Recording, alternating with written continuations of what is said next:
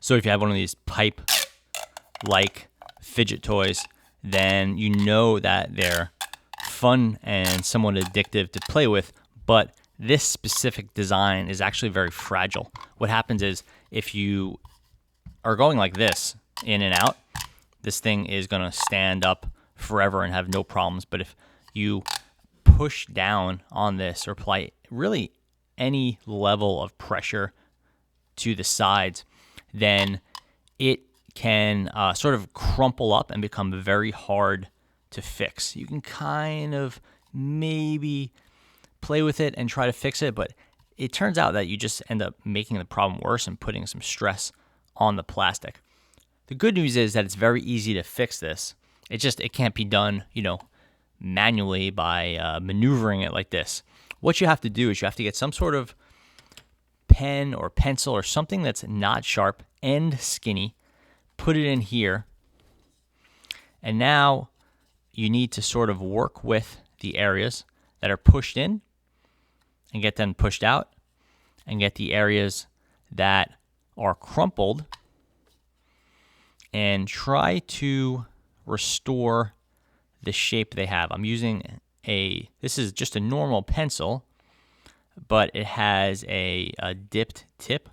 This could be a dowel. This could be the pen. It could be the back of a paintbrush. Anything you have that's long and not sharp on the end. So find this area. You see where it's crumpled. We want to push in that ridge and kind of restore that ridge. Here we have an area where the ridge isn't a problem, but there's a crease that's vertical. Here, what we want to do is just push it back. There you go. Next ridge. Okay, so that's a pretty bad crumple. We see what happens here. It was deformed here. I want to push this in and applying pressure with the back of that pen or pencil or whatever. Start to figure out what the problem is.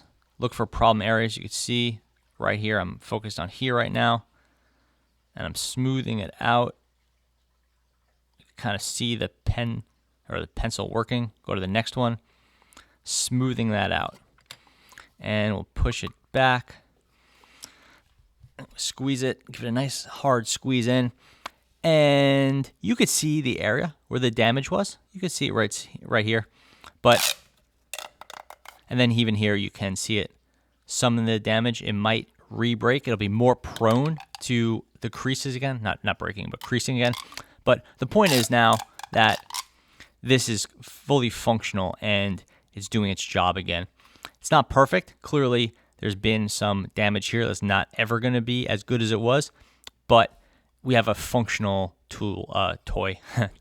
We have a functional toy again that's ready to go, and you could repeat this process many times. Eventually, it'll crack, but it's you could definitely easily 5 or 10x the lifetime of these tools, of these toys, with a little trick like this.